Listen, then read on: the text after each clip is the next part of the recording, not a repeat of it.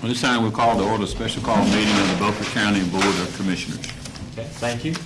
We're going to move into approving the agenda, and we have one item that needs to be added to our agenda. We do. We need an action item added at the end, just concerning the Eastern Elementary multipurpose room project with the connection to the fire department that we need to share with you. Okay, so just put it right down as will it be a new item, because we don't have any action items. Everybody record that? Okay. All in favor of our agenda? So moved, Mr. Chair. Give me a motion. Second. Okay. All in favor, say aye. Aye. Any opposed? Okay, the agenda is approved.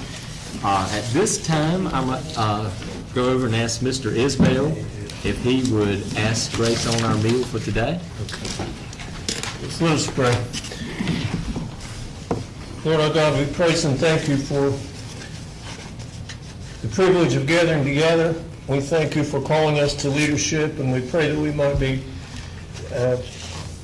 very conscious of our responsibilities as leaders in this community, that we might faithfully serve you and the public.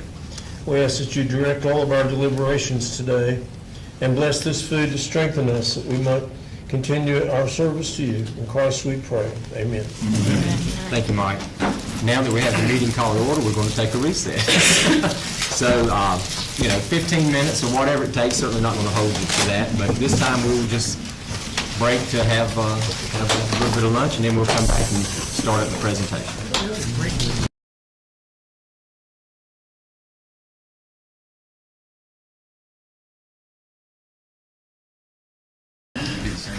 Okay, we're going to bring the meeting back into open session at this time, and the next item, we're going to need to go into closed session so we can discuss some issues on some safety.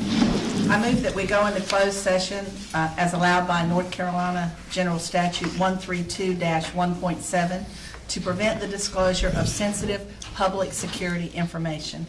Okay, do I hear a second? Okay, we have a motion and a second. All in favor, say aye. Aye. Any opposed? Okay, we're in closed session.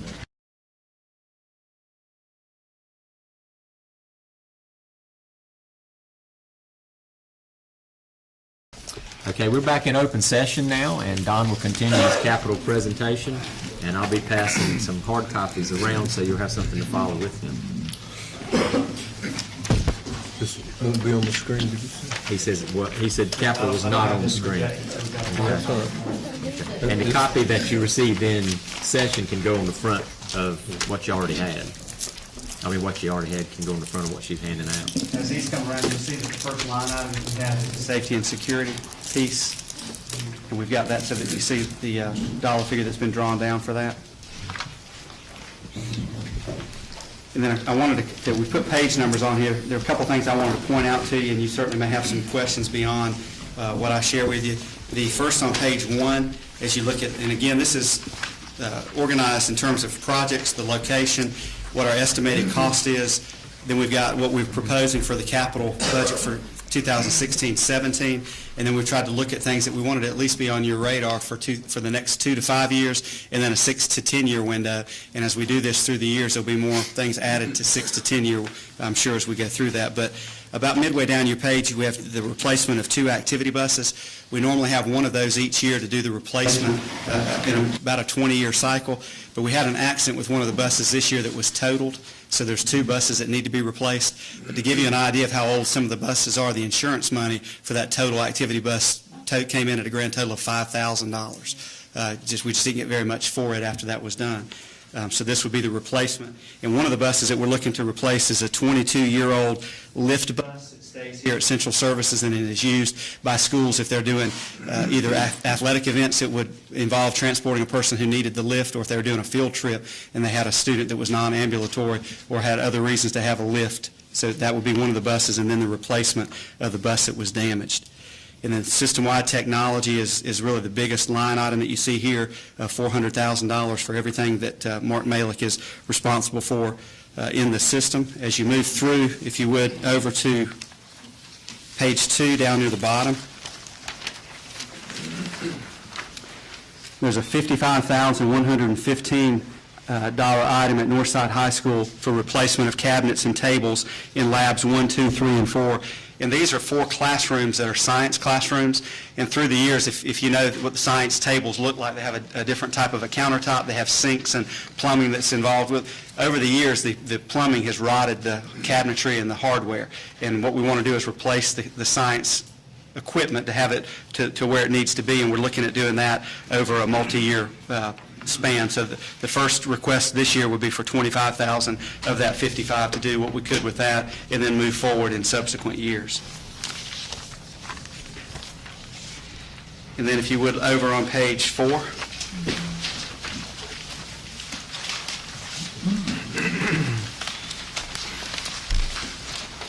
There's a Southside High School project on repair the track where it's been damaged by erosion.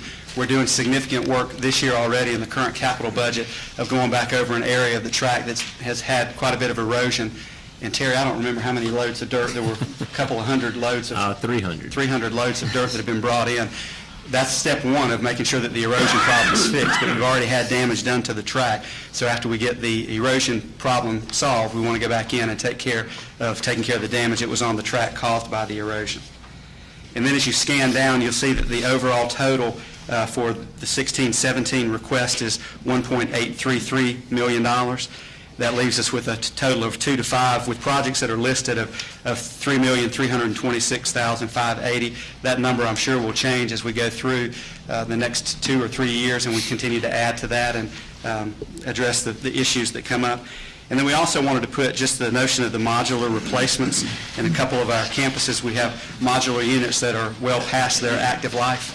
We have several of those listed. We want to give you the brick and mortar number based on what, if you key in the square footage, DPI has a calculator that comes in and gives you an idea of what the brick and mortar piece would be. Over on page 5, we've got the modular replacements with regard to what metal buildings would be, and that's what we've put in several of the schools recently, or not recently, but in the last 6 or 7 years. The first one, the most dire need we feel like we have is at Washington High School, which will be a replacement of a building right now that has 8 classrooms with a building that has 12 classrooms just to allow for the extra space that would be needed on that campus. And the modulars obviously come in a little cheaper if they're metal, and we want to give you just an idea of what that looked like as we look out from a current to a 5-year time period. And then finally, down at the bottom, as you know, we've had some conversation with performance contracts. In fact, Robert's here from Schneider, and we've talked about different things that need to be done, and we've captured those in one way or another on the capital request. These items are things that we want to have on your radar, and as we look at what the pressing needs are, we always want to go after the things that we feel like are going to capture savings and do a quick payback period. But this is still a list of items that we want to continue to have some conversations and discussions about. Timeframes may vary. The boiler replacement at Northside and some of those types of things can wait. The building envelope issues at Northside and at Northeast are issues that have come up year after year of things that need to be done, so we'll be coming to you with other project ideas that fall into these areas as well. But that's a quick run through, and wanted to certainly give you an opportunity to ask any questions that you might have. I just have one. I'm trying to wrap my mind around 300 loads of dirt.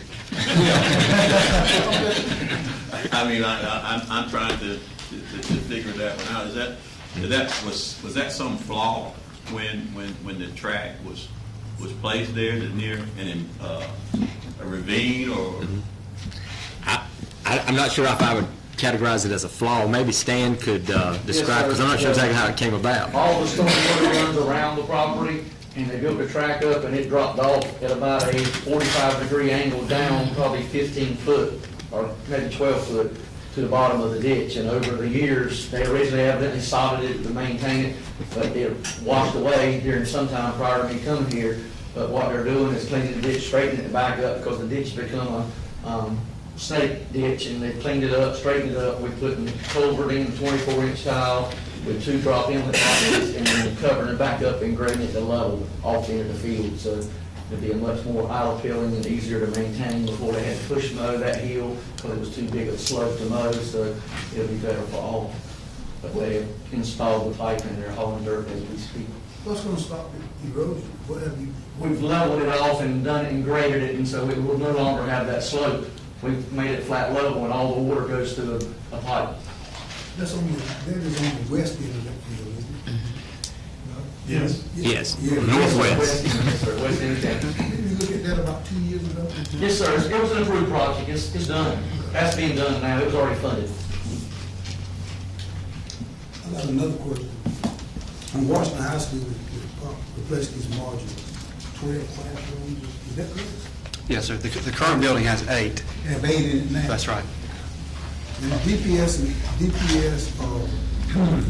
when they require a certain square footage per pupil. Is this one of their doings that you increased by 4 classrooms? Well, we're looking at size in terms of where we're at right now with capacity and the enrollment numbers. We're going to add 155 students on that campus. Some of those students will go to early college and possibly to the regional school in Janesville. But we're already well beyond capacity at Washington, and that provides 4 additional classroom spaces. Why can't some of these students be transferred to other schools that are half empty? Well, enrollment management, I think, is one of the conversations that we've got to have in terms of what we do. The topic of redistricting, I think, comes up, and there are strong feelings on both sides of that. One of the things that we've tried to do with the 2 programs that we put in with the governor's money, South Side and North Side, was to try to see if there were any students at Washington that were interested in those programs that would choose to go into those program areas to reduce the numbers. But that's certainly an issue that's at the top of the priority piece that we've got to look at. Well, it's cheaper to redistrict than it is to spend all this money.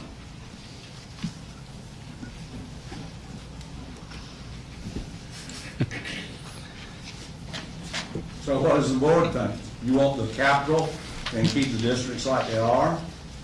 Or do you want to redistrict and save the taxpayers this money?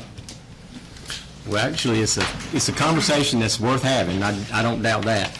But it's a lot more complicated than simply drawing a line and saying that, we can, and I know you're not saying that, and sending high school students to another school, because it would also involve the middle school, all the kids that would fall in that area. So it would then bring into play probably, well, let's just say if we were looking from Washington, I guess east is what I'm talking about, yeah, north side. You would bring into play north side, Northeast Elementary, Bath, so you would bring in all of those.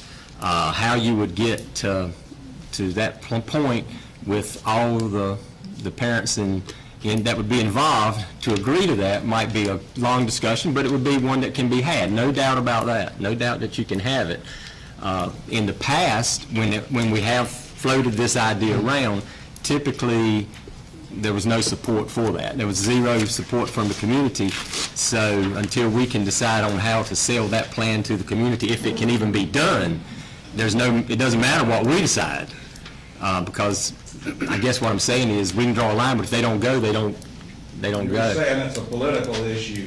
I'm not saying it's a political issue. I'm saying people buy homes in one area to go to school there, and when we move their kids to another area, they don't want to sell their house and move to another area. I'm just repeating what's been told to me. Virtually every county in North Carolina redistricts in order to balance the attendance at the schools. Right.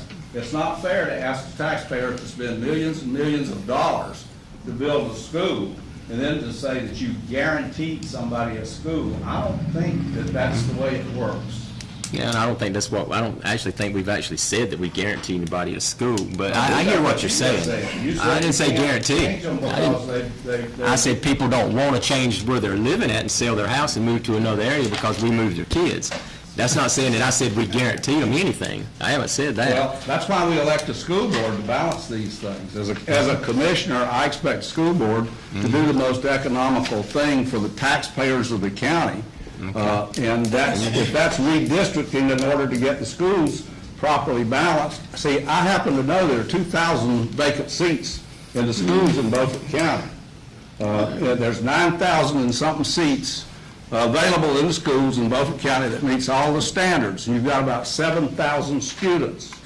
So why should we keep spending the taxpayers' money to force kids into crowded schools when we can spread them out and save that capital?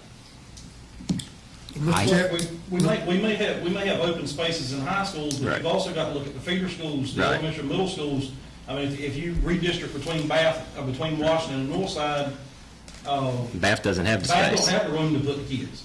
Northside may have the room, same way at Southside. Southside may have the room at the high school, but the Chocowinity Primary and Chocowinity Middle don't have the school room. So then we'll be building buildings there to accommodate new elementary and middle school students there.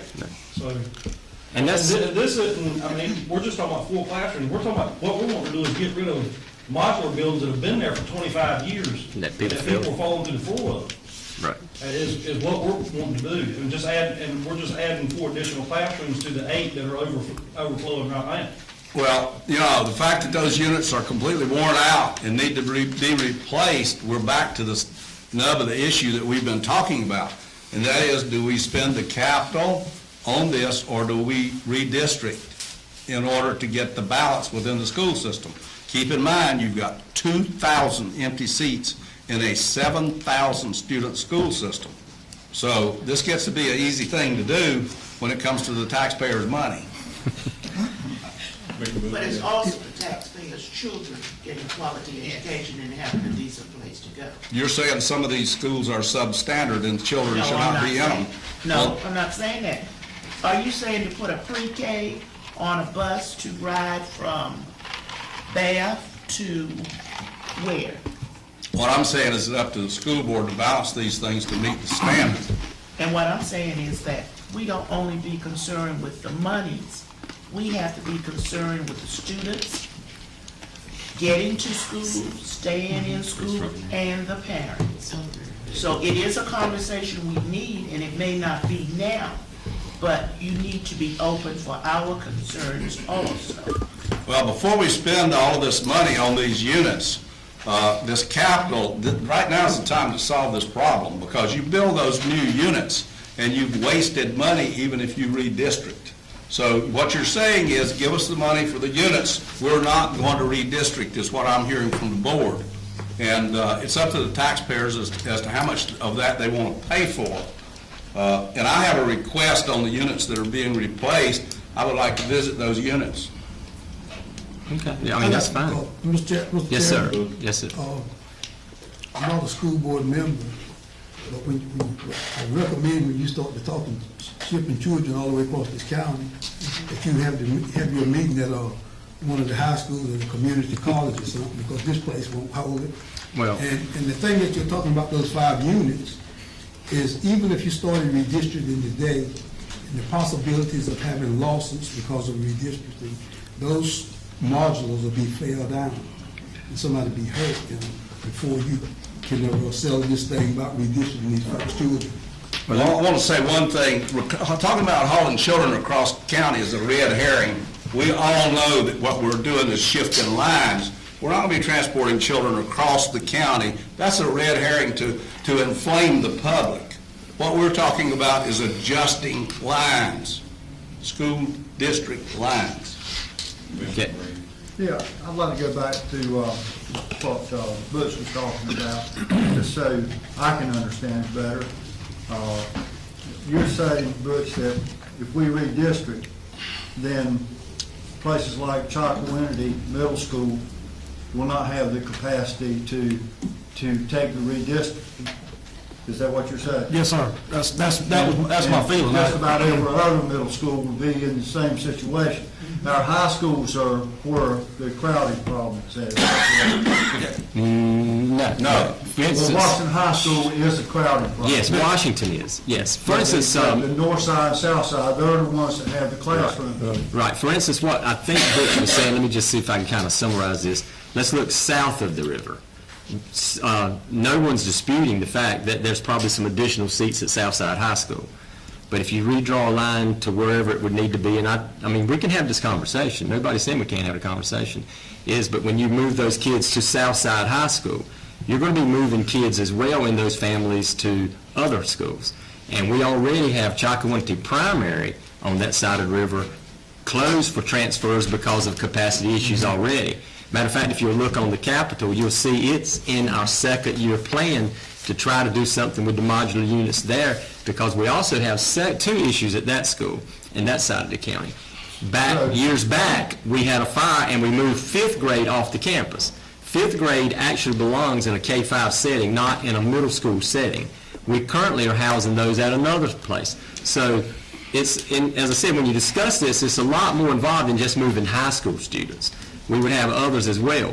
Now, if you want to go into the next school and say, well, you have your additional seats at S.W. Snowden and Aurora, certainly, I have had this conversation, and the board, we've discussed this, and we've had conversations with people. You will not, I do not believe you will get parents to agree to move kids from Washington to Aurora, and you wouldn't want to even probably look at that, I don't think. I don't think anybody's even suggesting that. But I do hear what he's saying about looking at the lines, and we can, and we haven't found anyone favorable to that idea. What I'm driving at, I guess, at the bottom of the line will be, if Chalkawinity Middle School is crowded right now, is that correct? Yes. Then as they move out, they're going to be in Southside High School. So that will decrease the amount of seats that we have open for Southside. And population tends to, progress. and it tends to fluctuate, yes. But that's still not going to relieve the crowding problem at Washington High School. Over the long term, it'll all be a big problem. I think one of the concerns that a lot of parents would have would be if we kept them, and I'm going to just refer to the Washington students because Washington High School is the most crowded, but if we kept them at Eastern and Taylor and John Small, and then at P.S. Jones, or by the time they need to go to the high school, we're going to ship them out, I think that's unfair. So what we would do if we redraw that district line, it's not just for high school. Right. It would be also for your 5-year-olds and your 10-year-olds. They would also need to go there to have the continuity of being with the same kids throughout their education. So that's where we hit a snag. It's not just by the time you get to the 9th grade, we're going to send you to another high school instead of Washington. It's any family within that line, no matter what age your child is, they're going to go out of their district to go to school. So that really is the issue we're faced with. And those elementary schools, other than Snowden, which is a great school, but it's the furthest away. So, you're talking, do you want to put a 5-year-old on a bus for 80 minutes in the morning, one way, just to get to kindergarten at Snowden?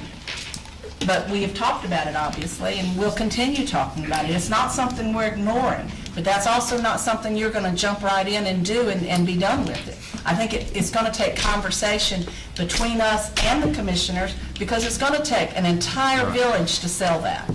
Well, I can agree with what Commissioner Richardson is saying about the dollars versus redistricting.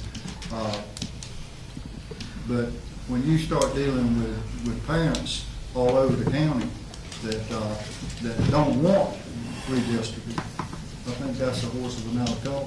Well, let me just add one, yes, sir. I'm looking at 4 members from the Washington attendance area. 1, 2, 3, 4. That will not get reelected if you do this. And what will happen if you start moving high school children around this county, what will happen is those people will leave this board, new people will come on this board and reverse that decision. And it's that simple. Parents are not going to let their children be shifted from Washington High School to Southside High School, and from Washington High School to Northside High School without filling the ballot box when the re-election comes. And you can say it's not political all you want to, but it is political. It's just as political as it can be.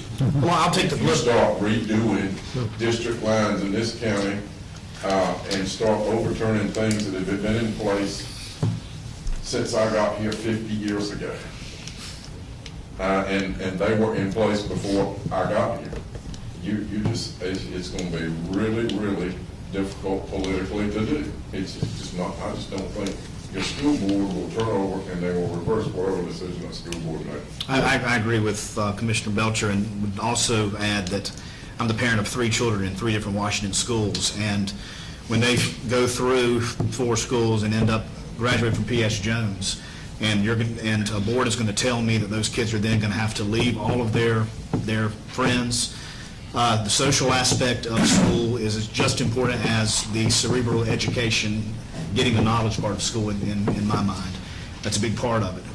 And if they go and have to learn a new set of kids and anxieties and all that kind of stuff, I think it's unfair. I think it's unfair for us to ask people that are in a 5-mile area to be able to change that. So I'm looking at it from not only a board perspective, but also a parental perspective. And I'll add this, and I think, Commissioner Booth, you were with us at Washington High School with these modular units, and you can, that was a year ago. They won't last 5 more years. They're not good. They're not good. And I know we have two debates. Do we talk about redistricting, or do we say, let's put the money into making our schools safe? Well, let me clear the air on something, just to be sure. I'm not talking about transferring, as some people in here have alluded to. There's a lot of inflammatory statements have been made in here of transferring students from Washington to Aurora. That is not what we're talking about. Just for the record, we're talking about adjusting school lines. We are not talking about some of the things that I've heard from the school board here, which are entirely to inflame the public. The question is, how much tax money is the public willing to pay in order to keep the situation as it is today, when you have 2,000 empty seats in the county, and there's plenty of opportunity to adjust school lines so that we do not have to spend this capital and continue to do this. Every school system that I know of in the state of North Carolina adjusts the districts. The law on adjusting the districts is very clear, because parents have sued and sued and sued and sued, and that law is very clear as to what the powers of the school board are to do this. The question for these commissioners are, how long are you going to keep abusing the public with overtaxation in order to satisfy a few people whose children are going to a certain school who are only going to be there 4 or 5 years, and then the whole problem goes away? You know, are you going to do your job to keep these taxes down, or are you going to keep paying? Can I ask a question? You said you started a discussion about redrawing. I said we've had a discussion among ourselves. So actually, there's really not being any work of itself done.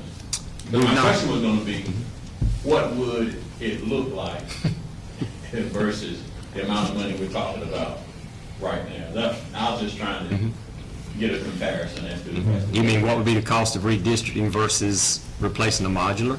No, I don't have that figure, but you would have to have a lot of discussion brought into it because of something that we haven't even talked about. It also comes into transportation, because whether you think we're just moving them from one school to another or not, that's not entirely true, because we have transportation models by the state and efficiency ratings that we have to meet. And every time we lose an efficiency rating, it costs us literally hundreds of thousands of dollars in funds. So it's not a zero cost on one side versus a cost on the other side. And so what you're asking is an excellent question to weigh the differences out. I still will echo what other board members have already said. Money is always on everybody's mind. Money is always a concern. But I can assure you, as also the parent of kids that went to school here, and as a grandparent of kids that are currently going here, money, when you have these if you were to carry it far enough to where you were to have meetings and meet with parents, money is not even going to be in the discussion. That's not going to be the problem that you're going to be facing at all. But I hear what you're saying, and while our board has discussed this, and we do not feel, and if anyone on the board if this is an incorrect statement, please correct me for the record. If this board does not feel that redistricting is in our best interest, but, and I know you don't per se have, will do this to us, but if I'm hearing from your board that you are directing us to look at redistricting the schools, I will carry that conversation back to my board. But we do not feel that redistricting is in the best interest of the children in this county. My bottom line is this. I prefer to make an informed decision instead of just a decision. An emotional decision. That was my purpose. And that was a good question. For asking the Yeah, that was a good question, because as I think you realize there's a lot of pieces that fits into it that may drive the cost up. But we can definitely Hearing what both discuss of you that. gentlemen have We said. can discuss that. I think that it would be in the interest of this board to not fund those modular units, but to fund a study to see what it would look like, because, as the chairman has said, an informed decision is a whole lot better than any other decision, and until that study's done, nobody really knows. But the unique geographic layout of Beaufort County, with a river splitting the county right wide open, makes redistricting difficult. Right now, and plus the bulk of our county population surrounds the city of Washington. Our schools that have the vacant seats are on the far south end of the county and on the far north end of the county, away from Washington, a long ways from Washington. But right now, we've got students on Slatestone Road that are 5 miles from Washington High School that are being bused to north side. We've got students on the south side of the river that are just 5, 6 miles from Washington High School that are being bused to south side. How much closer are you going to get? I mean, you're going to end up getting to nothing but the city of Washington, going to Washington High School, and then busing everybody else 20 miles, 25 miles away, putting them on a bus 45, 50 minutes a day, one way, if you get into redistricting. Guys, I can't help but to throw this dart at you, so please don't take it too badly. You're the guys that decided where the schools were built, not us. And not necessarily these guys here. And Commissioner Schools were built, we have an entirely different when board. schools were built, there was a feasibility study on the projected population, helped the population. It was a bogus feasibility study. Everything that Jeff Boss done is subject to Hey, I'm not criticism calling to the nth degree. But it was done. We did exactly what the law said we had to do before that school was built, Mr. Chairman. So I can't help that the population, nobody else Bottom can. line right now is, we're not gonna solve this right now. That's right. This is a discussion for a different meeting. We've had this discussion. You're right. and it's something that your board will continue to discuss, and our board will continue to discuss. We can just move on. That's exactly We right. can commit to I gather do information. have too. one more question. Yeah, sure. Commissioner Brand. On the replacement modules, are you going back with the same type of module that you have now, or are you going to have more like what they built out at Eastern Elementary, something like that? It will be a metal building like you see at John Cotton Taylor. And it'll be permanent structures. Right. And Commissioner Brand's been in the one at Eastern. It's very nice, isn't it, inside? I mean, it's a metal building, but when you walk inside it, you don't know the difference. Right, exactly right. Yeah. But Chairman Langley is correct. We're not going to solve it today, but we will definitely commit to gathering information. But we're here today simply to lay out what we believe our needs are. And of course, it's up to you to decide that. We don't get into making your decisions for you. Chairman Langley, is there a timeline you'd like for us to, as far as looking at something like that, at least having a study that's in the pipeline? Is that something we can discuss later? Well, I'm thinking realistically. I don't think you can do it this year. That's my honest about it. It's just too close. So the decisions that we have to make for this year. But what my suggestion is that in the near future, the study should be done. But as far as this budget cycle, it'll never happen. We're not gonna build one of those buildings in this year's budget anyway. Right. So- Do the study and have it ready for next year. Do the study and have it for us next year. Talking about a 1.9, what is 1.8 million was. About 1.9 on just the module. Yeah. 1.958? Yep. Oh, no, that's 1.305.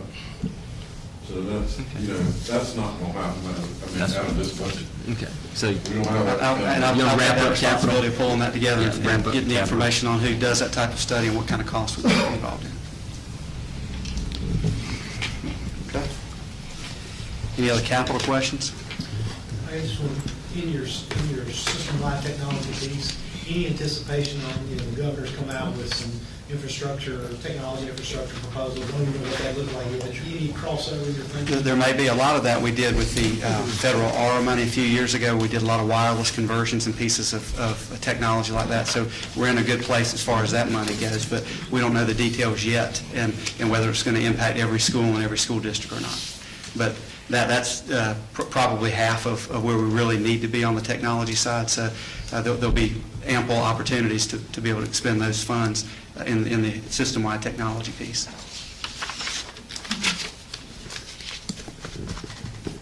Okay. Okay? So we move forward to local current expense, local appropriation. And I've got that on Lisa's going to pass out some information. I put together just a few PowerPoint slides just to help frame my thoughts and talking points for me, but also for you to see the numbers to get an idea of where we are. We have talked for the last few years within the board as we've put our budgets together of where we've been with regards to personnel. And before I say anything else with regard to local appropriation, I want to say thank you to the county commissioners. Thank you for your generosity. Thank you for the level of support that you've provided to us, because you have certainly allowed us to maintain some positions that across the state other school districts have not been able to maintain. We've also been able to use fund balance to take care of that. This year, as you'll see in a moment, we've appropriated $1 million of fund balance in the current year that allowed us to be able to keep some positions on board. We can't continue to do that, and we can't continue to spend fund balance that eventually gets to zero, and then you've got a very tough decision to make. And we're at that point this year where there's some significant cuts in the budget that we're going to share with you. But want to paint the picture for you if you follow along what we've got on the screen here. The current year, 15-16, the budget, our total local operating budget is $14,658,275. And when you take a look at that money, that total is derived from a combination of sources. The local appropriation from our commissioners for 15-16 is $13.233 million. And then you add to that fines and forfeitures, you add interest, and we appropriated a little bit over $1 million of fund balance to get us to that total number where we are. And a couple of things happen each year in terms of, and you've got that. You got the PowerPoint? You ready for that? Yeah, I'll send that around. Yeah, I've got a copy of the PowerPoint, and it's only about 8 slides, so there's not a lot there, but you'll have a chance to see that. But things happen each year, and this year one of the things that we were dealing with right out of the gate when we start talking about budget was what was going to happen with regards to a pay raise for teachers or for state employees across the board, or however that works out. And we never know exactly what that's going to be until the budget's passed. We know we have a better idea right now where the governor's ideas are, but we don't know about the Senate and the House for sure. So we try to gather as much information as we can so that when we put numbers together, those numbers are realistic and make sense.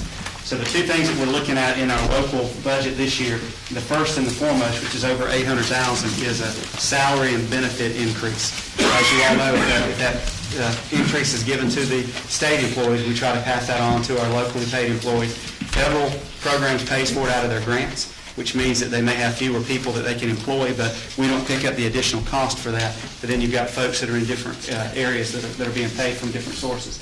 And then the local teacher supplement increase of $100, again, we're asked to include that. So those are the two specific increases, but they're significant because of the dollar amounts that are associated with them. When we get into cuts and what we're battling in terms of money that we have to spend, you've heard me talk about low wealth, but I don't know if I've shown you what that graph looks like. There are a couple of other cuts that we're going to get into on the next slide. One of those deals with ADM, our average daily membership. And the state's projecting that our student enrollment numbers next year are going to decline by 87, which when you put the dollar figures of everything associated with that, it's about $517,000 less. That's due to decreased enrollment. Low wealth is not related to decreased enrollment. There's a political side to this, like there is to just about anything that we talk about. But if you take a look at where we were back in 2006-07 and take a look at where we are in 15-16, we've dropped over $1 million. And that was a funding source where we had people there. And in some cases, those individuals have been pushed over on the local side. And the point that I want to make is that we can't continue to pay out of local money what we've not been able to pay out of state money. And we just can't push that responsibility on the commissioners, and we don't have fund balance to do that forever either. And that's why we're in the situation where we are now. If you take a look at the other cuts and reduction, low wealth, I showed you, I think we're down, projected is about $17,000. Is that right, Lynn? From what we can tell for next year, not a significant cut, but it's big when you look over the last 10 years. The ADM reduction, which I just mentioned to you, is a state reduction. That impacts state-funded personnel that we wind up having to reduce. Otherwise, we push that to the locals, and the local appropriation has to pick up the tab for that, too, which is something that we can't continue to do. Locally funded positions, one of the key positions here are teacher assistants that you've heard us talk about, with the state funding that's been decreased for teacher assistants, and we've held on to a good number of those positions, but again, that's been done on the local side. For us, what we're looking at in this budget are position cuts, and this is not always individuals that don't have jobs. We try to go in and do as much of this in attrition as we can. We try to move folks around into open positions, but this year we will very likely have some individuals that may not be employed anymore, but we certainly would place as many as we could. 15 teacher assistants, 13 instructional personnel, which will be teachers, and 4 district positions at central services for a total of 32 positions. That will be moving into the 16-17 budget that we have, and we'll show you what that dollar figure looks like. What does that equate to? For us, we've had 90 positions that have been cut since 2009. If you do the 32 on top of that, it gets us to 122 positions that have been cut. And again, up until this year, we've been able to deal with that through attrition and be able to place individuals in positions. And then we also are proposing a locally funded non-personnel cut. We tried to take a look at our local budget that didn't involve people, because we know that we're dealing with the cut, and then we've also got the benefit and salary increases there. But we tried to make sure that we grabbed as much as we could in terms of tightening the belt on everything that was non-personnel on the local side that we could. And all of those go together to take a look at what we've got. So our proposed budget for the upcoming year will be $14,567,000.18. How does that compare to where we currently are right now? The current budget for 15-16 is $14,658,275. So there's actually a reduction in our operating budget of $91,275.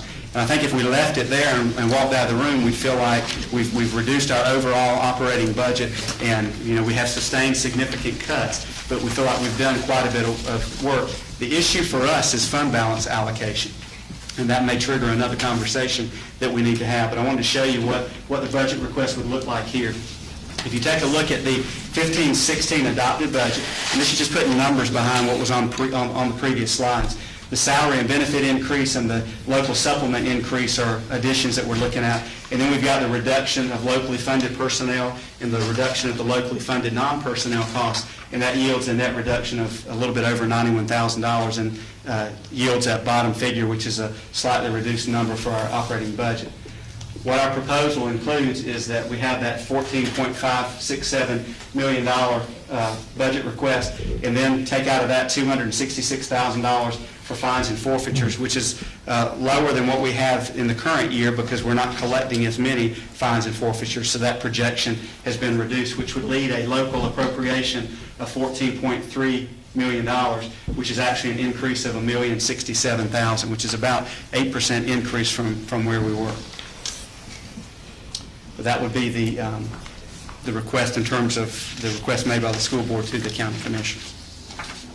And I know there are probably lots of questions, and we went through that quickly, but I wanted to give you all an opportunity to have the floor and ask questions.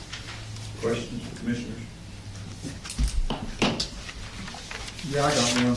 About the teacher's assistants. When this subject came up last year, and the commissioners agreed to supplement the teacher's assistants to keep their jobs, we said at that time that we were giving them a year to relocate or find new positions somewhere. Did you take that in account when you cut these assistants out? We've been sharing that message for about 3 years. We have a letter that goes out. We've got folks that are on expiring contracts. Those would be the individuals that we'd be looking at. Again, we would hope that we'd be able to place existing employees in other positions, and then the number that we're looking at, even though positions will be cut, the people that will be out of a job would be as minimal as we can possibly make it. But I can't honestly say today that we'd be able to find a landing spot for every single employee. But we have gone back and shared that message and said we don't know what's going to happen. And this is not an ongoing thing. If you all were to get together and say we want to appropriate extra money to allow those folks to be there, it becomes an annual requirement that you're going to have, and it's an expensive requirement, and we realize that cuts need to be made. I mean, we're talking about pushing down to you guys the things that have been done at the state level, and it just is a responsibility that you can't bear. So when these teachers' assistants lose their jobs, they should not be surprised? Should not be surprised. That's what I wanted to know. Won't be pleasant by any stretch, Oh, I'm sure but in terms of communication and understanding. In fact, after we meet today, I'm going to meet with all the teacher assistants. I'm trying to work out something next week just to let them know what our budget requests are and the fact that if this is approved, we're looking at significant 32 cuts, as you saw, that touch every aspect of the school system. How many of those are TAs, doc, that you have that's eligible for retirement? You have any offer? We have 5 retirements at this point. Okay. That doesn't mean that there may be more than that come in, but Did you count that in your 32? Yes, sir. So that's a good, they already counted in the reduction, the 5 that's going to retire. Yes, sir. That's above this number. I'm sorry, that's right, that's above that number. That's what That's above. I apologize, thank you. No, I mean, I thought I knew where he was headed. Yeah, that's above. you been found all your low-hanging fruit you can find. Unless more people choose to retire in the next month or so, yes, sir. You know how many county-paid classroom personnel you have at the present time, and how many county-paid classroom personnel you will have under the new next year? we can pull that number for you. We've been looking at classifications of teacher assistants or instructional support. We can pull that for you. I don't know that we've got it right now. Yeah, that's fine. Just send it over when you get it. I think, Mark, can you tell what the local reduction, I think we had that on a sheet. Wasn't the state reduction 9.5 positions? 8.5. 8.5 teaching positions? Uh-huh. So that would be Allocated 4.5. That would be, from the local side, it'd be 4.5 teachers less than what we have. It will be 14 teacher assistants less than what we have. Right. And then the district level positions, I don't know if all 4 of those are fully funded. Some positions are funded, some out of state and some out of local, but those are 4 district level positions that will be. But you'll still give us the total number of personnel that are paid on the county We will. ticket. And that may change a little bit throughout the year, so really it's the snapshot of when you pull that report, but we can do that. About 8.5 teachers cut from the state, was that because of ADM reduction. ADM? Yeah. You're only losing 87 students, though. They're overdoing it, aren't they? Some of this is catching up with what we've been doing too, where we've covered some state on the local side. We've got to get that corrected because we can't continue to come in with the kind of requests that we've had to do. When somebody leaves and goes over to the, what's that place over in Jamesport? You lose them off the way. We do. And we have to pay the local appropriation for them goes to Marisburg as well. So we lose that state What amount about of money. students that are going to early college? Do you lose them off of your ticket? They're still considered our students. Still considered is that enrollment increasing out there? I know we were having trouble getting up to 150 students. No, we're pushing near 300. Oh, out there? Yes. Oh, really? Yes. Okay. And has been the highest performing school, high school, middle school, elementary school in northeastern North Carolina. They've done very well, but I think we're trying to target 50 students per grade level, and they've been able to go up to 60, but the max numbers in terms of facilities and whatnot is going to be 300. Okay. And we've got a long waiting list. Any other questions? Got a question, Jerry. On the last page, you've got salary and benefit increase, $843,000. Is that based on the 5% that the governor's talking about, or is that a higher percentage? What we've done is a 5% for teachers and 3% for non-certified. We've also heard that you may want to bank on 4%. When we ran the 4% numbers, they came out very similar to that. So it's 5% teachers, 3% non-certified.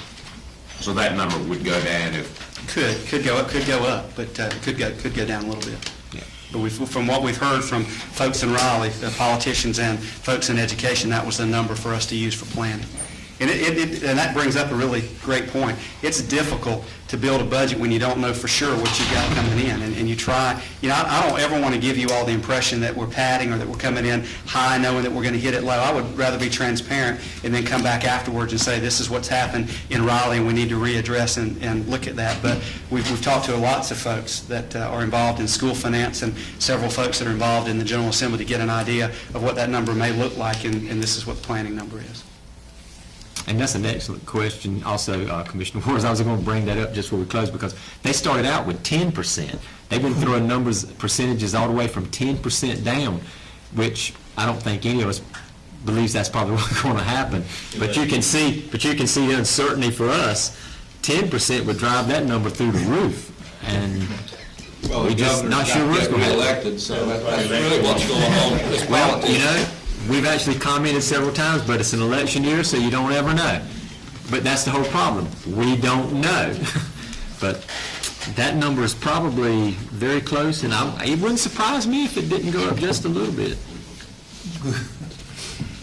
I wanted to make just a quick comment about the teacher assistants, about the teacher assistants. And they are, many of them, most of them are year-to-year contracts, so they are aware every year that this is a possibility, and here lately it's been more of a probability, so they understand that. But what we also have to understand is that most of these teacher assistants are not fresh out of high school. They're not fresh out of community college or university. Most of the assistants in our county are older women, a few men, and they've been doing this for a long time. This is not a new job to them. Most of the assistants are in their 30s, 40s, 50s, some even in their 60s. So even though they know it's a year-to-year thing, we are in a climate, and not just in our county, but in our country, where if you work really, really hard and you go to work every day and you do all the right things, you may still lose your job. And I think that's a sad statement to think, because many of these assistants that might lose their job have been absolutely devoted to Beaufort County schools for many years. And I want to say there's not another place for them to go. How many are bus drivers? Pardon me? How many are bus drivers? Not really sure right now, but it wouldn't surprise me that would be a number of them. You have any idea exactly? The majority would be. Yeah. Yeah, I mean, they're all certainly required to have a bus license. That doesn't mean they're all full-time bus drivers in addition to BTAs. And I want to say, too, the value of a teacher assistant is much greater than the salary. And the salary is what we're dealing with in terms of overall numbers. And the only way to know that is to get in the schools and see the kinds of things that they're doing.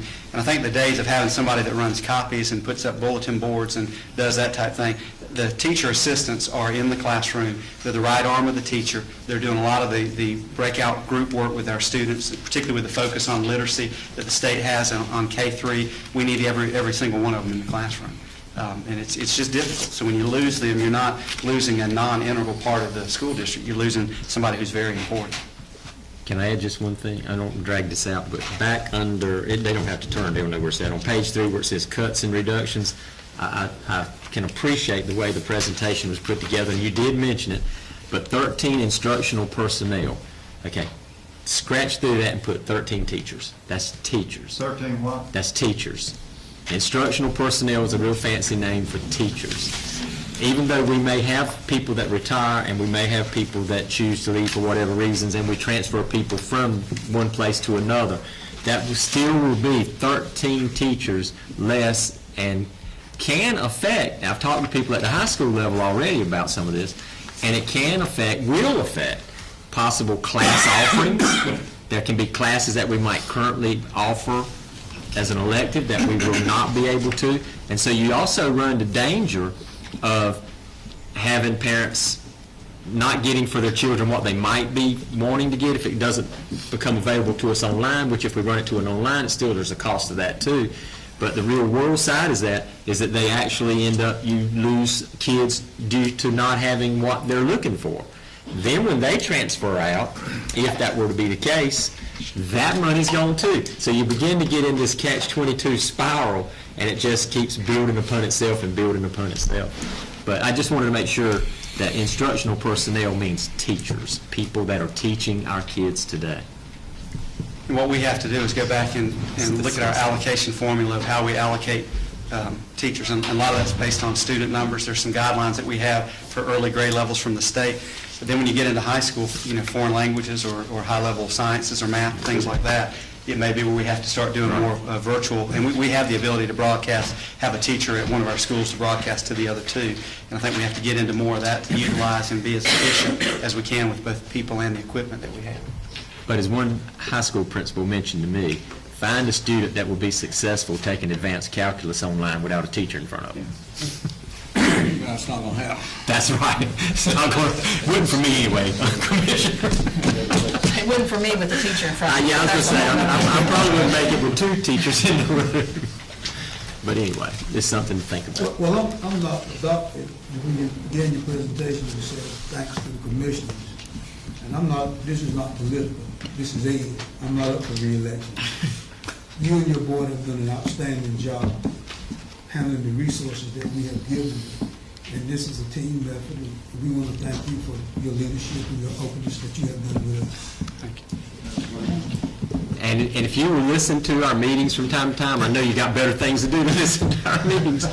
We seriously, several times, we comment and thank you for what you've done for us. You've really stepped up to the plate over and over and over. If I have an issue, and I'm not going to say I do on camera, but if I have an issue, it's not with the county. Anything further from the commissioner? Yeah, one thing that has happened with the cuts at this, they weren't actual cuts at the state level. They gave more money, but the increase in the number of students meant that you had less money per pupil. The state is giving more money, but it's just that have to give them enough. And the answer to that, from my perspective, is no, they have not given enough because your per pupil expenditure has gone down. In Beaufort County, the enrollment has remained static or gone down, and yet we have been giving more money. And I just want you to know that we're probably to the point now where we're in the top 30 in the state in per pupil expenditure on public schools from county dollars. And it has been, from my perspective, a goal of ours to stay in the 25, be in the top 25 in the state if we could. But that, with the changes recently, we have moved up from probably middle 30s up outside, probably, I would say, guess around 30. Would you, Jared? About right. 30th in the state. Right. And for Tier 1 county, in eastern North Carolina, that's pretty good. I was going to tell you, if you want to know, the last time I checked from a year ago, you actually ranked 27th. 27th. Which is, that's why I just said, I have no issue with the county. I mean, this is all, but also at the state level, I thought it was about at the state last year, this year they reported 39,000 additional students. So yeah, you can get a larger pot, but you got more people to divide that pot up in, so. And the course offerings are growing. Yeah. The demand for course offerings are growing all across the state. The big concentration, not just on schools like NERSBA, which is doing great, but the students are demanding and needing these courses to be competitive to get into universities. Just our state universities have raised the bar. So what you could do at any high school in Beaufort County 10 years ago and to get into one of the state universities doesn't even come close now. There are kids that are A students that are scoring high on the SAT and the ACT who can't get into NC State and Carolina because they've raised the bar. And so I feel like it's our duty to continue raising the bar at the high school level, at all the high schools, not just early college, which is doing a great job, but all the high schools. We have to keep raising the bar on what we can offer, and it's going to go to a lot of the online courses. But I don't ever want us to be satisfied that we're doing enough, because when one student who's done well through school and scored on the state mandated test what they need to score, and they're still being passed over, then we haven't done enough. Do we have? Excuse me, go ahead. In the budget process that we'll be in for the next several weeks, I'd like to see the maintenance budget total dollars and the capital expenditure total dollars compared with last year and the previous year. So 2 years history and then the proposed. I mean, as a commissioner and a fiduciary responsibility, I'm always concerned about is we add additional operating expenses that's continuous every year, but I know that a lot of times we play around with, in the budget process, with the maintenance budget as well as the capital expenditure. I don't know if we have any reason to, but do we have any numbers on the numbers of students that graduate from Beaufort County High School that require remedial instruction at the higher level that they're going to? We know from the community college level, and Dr. Tansey said that number has gone down significantly from, I don't know what time frame has been, but fewer students that are going to the community college require remediation to go into the beginning level classes.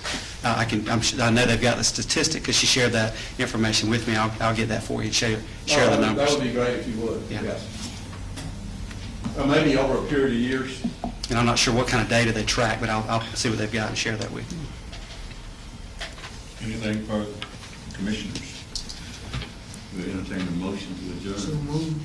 Have a motion to a second. Second. All in favor? You're out of your head. Thank you very much. We're going to hang around just long enough. We got one item to cover for some, what is it, Dan?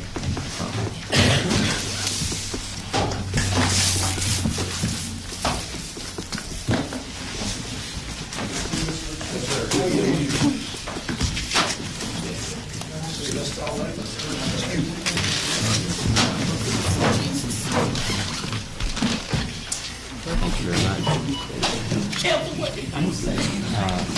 As chairman, I'm going to, y'all know how to give it to me, but that's y'all's decision. I'm not bringing a redistricting to this board.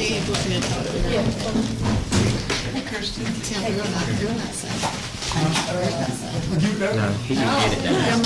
He can get it. Matter of fact, he doesn't have to stay for the rest of our meeting, does he? Does he have to stay for the rest of this meeting? Our part? Noise. Oh, I mean, does he just need the camera running, or does he need to stop? Okay. Yeah, since we started with the agenda, we can leave. Yeah, that's fine. Stan can share with you the details of the change. Okay. Thank you. Thank you very much. Thank you very much. That's the only item I show is what Stan has. As soon as she clears out, he can tell us what it is. Which I don't really enjoy it, really write it down. No. Okay, Stan, we're moving to our first and only action item, and you can explain to us what it is. This is a change order request for Eastern Elementary. This was a request by the fire marshal that was not given to the architects prior to the building being put out for bids. The email got lost or did not get transferred to our architects. We had a meeting with the city, and we kind of let y'all know about that previously, about the change order for the fire lane to be added, and this is part of that change order. And we agreed to break the fire lane road out of it, and I'll be presenting that to you on May 4th. But this change order is for fire department connection change order by fire marshal in the amount of $22,370. And in this change order, they put a deduct back to us, a credit for us for a change in our code base that was put in the building from what originally was spec into something that was what we currently use, the code base. So give us a credit of $1,780.40. We are requesting and need approval of a change order to cover the fire department connections in the amount of $20,589.91. Okay. That will bring. How many fire department connections are we putting in? What are we talking about here? From the highway 264, a fire main over to the back of the building, and an FDC to just run this building alone, this new building. The current system that was around would not put out the water flow that was needed to cover the facility. Even though it's a fully sprinkled building, we couldn't get them the GPMs that was required to run the pump. So with this new fire lane, they would set up on the back side of the campus and be able to cover other buildings besides the new building. It's not just for this new building, it's to cover the back side of the campus to give us fire protection if needed. So what is this $20-some-thousand for? Piping. Piping from where to where? From 264 to the back of the building to new proposed driveway. Okay. Backflow preventers, post indicator valves, hydrants, labor. Okay, so they're tying into the water system. They're not just putting in the fire department connection. Yes, sir. Okay, all right. The whole new main from 264 all the way into the school. So what was originally designed? They were designed with a sprinkler building to be sprinkled and use the current FDCs. Mark Yates, in the general note to start with, his note, and one of our local building officials did not pass that note to the architect. So it was noted prior to construction that we would not need it, but it just didn't get passed and put into it. It would have been in the original construction cost. Well, we did something with that one, didn't we, stand with the lane or something? We're going to bring that to you on May 4th, so I made you aware of what was going to be coming, and it was put out for bid. We haven't voted on that yet? Yeah, we did. Okay, that was He just that said- fire lane? He just said he was gonna bring it. Give them access to the backside. Well, he said he was gonna bring it back to us at the meeting. We've already handled the road. I thought access around. Got actual bids. We had the money? We approved getting the bids, and now we have the bids. 24,000 for the other. I'm sorry, Do we have you have available funds, yes. How much contingency did we have in this I don't project? think we have a choice but to do it. I mean, Do we have the funds from another source, or we have the funds because we're under budget on that building? It's not in that, it's not in that budget. It has to be taken from Other source. funds that you've saved from other projects. out of the fund balance. There are no, that I'm aware of, there are no contingency, specifically contingency funds built in the project. Are there any other overages other than this one? So now, we're close to being finished with Right. that bid, just they're putting the. So that's gonna be it. Explain the, I mean, not to you, I was asking, explain the fire lane to me again. I thought that we had covered that in a previous meeting. We didn't actually ever take a, I thought we took a vote on it. We took a vote to get bids. But we haven't approved the bids. We get bids. See, that's what you're talking about bringing back. I know I heard it. What was that kind of looking at like? 24,000. Okay, So we're looking at 44,000 then in all, 24 for the... 46. 48, wasn't it 24 and 24? Yeah. Oh, He he took said 20. thousands. He said 20,000. 20,000. That number. Well, I wrote down 22,370. Well, we got a What did you say? rebate back. I thought he said 20,000. With the rebate. It is 20,000. It was So you're 21. right, so you're looking at 44. Got a credit of 17. See, and I didn't even take calculus. That's right. You might would have done even better than that. Wasn't it point? I mean, if that's what it is, there's no need to look it back up. I was just knew we had talked about it, but I didn't know if we, Yeah, y'all approved We hadn't the approved the bids yet. bid, so I sent the bid 8,000. and it- okay, all right, that's fine. So what's the group?